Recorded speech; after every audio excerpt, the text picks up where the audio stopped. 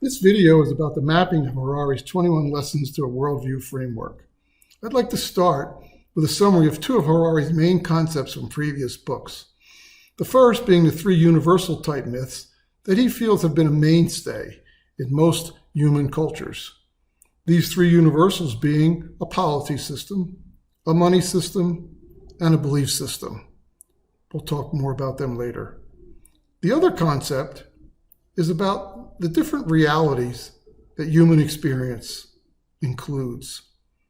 The objective reality, the objective reality includes the planet that provides us with services, such as a breathable atmosphere, as well as providing us with water, trees, minerals, etc.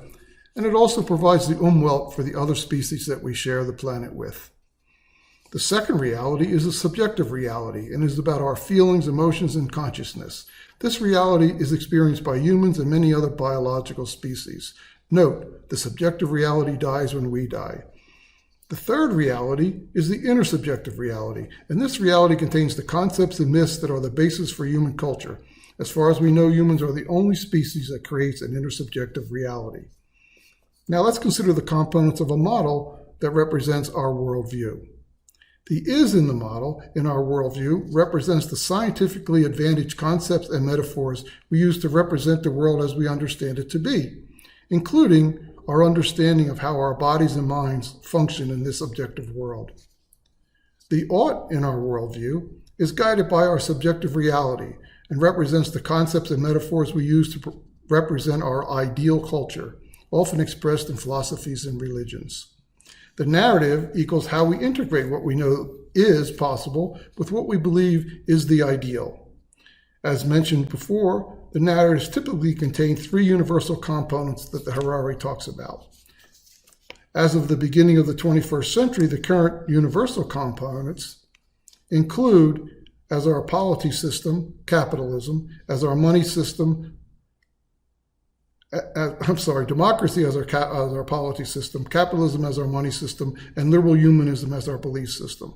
We call this our current meta-narrative, is also the sum of our current intersubjective realities. To follow through with our worldview model, the meta-narrative defines our values and the associated policies, and we construct the programs and institutions that deliver the meta-narrative to the appropriate population of humans. Now, how does this relate to Harari's 21 lessons? First, let's look at some common themes that are found throughout the lessons. As is common in evolution, there are some external and internal forces of change that have significant influence on the three realities. Think of the asteroids on the dinosaurs and the mutation that brought about the experience of sight 500 million years ago. Currently, our intersubjective realities are experiencing changes including significant advanced complexity, an accelerated understanding of our cognitive capabilities, including the issue that we can be manipulated and our decisions are strongly influenced by biases and distractions, a speed of change that is faster than our biology has ever tried to accommodate. All these factors have significant influence on our concept of the is, and then the integration of the is into our narratives. This is the background for the book 21 Lessons. So the following represents my mapping of the chapters of Harari's book with the worldview model. The chapters on technology challenges pose significant challenges to all three of the universal components that make up our modern meta-narrative. The chapters on political challenges pose significant challenges to our democracy narratives. The chapters on despair and hope pose significant challenges to the formation of our ought as part of our narratives. The chapters on truth challenge our definition and construction of what we determine needs to be our values and policies, which are typically influenced by our subjective reality, and encourages us to reconsider that for our knowledge is suspect.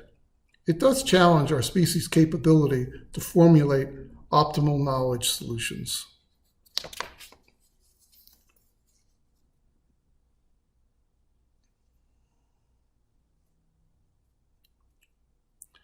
Finally, the chapters on resilience challenge the ways we build our narratives and the belief systems that support our narratives. In essence, Not only are the three universal components of our meta-narrative under stress and attack, but even the basic principles associated with how our meta-narratives are formulated is being challenged. If we are wrong at the is and ought level, it is almost impossible to be right at the values policy institution levels. Finally, a word about the need for a meta-narrative, as it does run counter to liberalism. I don't see the idea of a single meta-narrative as a radical departure from the philosophical reasons associated with how and why we make decisions. If the solution needs optimal decision-making, then we advantage consciousness, emotions, and individualism where possible, and the solution is most often handled by individual choice or political institutions. However, if the solution needs optimal decision-making, we should advantage intelligence and scientific institutions. The narrative for the services and communities, the services and commodities provided by the planet is a singular meta-narrative, and evolution has optimized our usage of the services provided. Problems with this level are scientific issues. That's why it's optimal.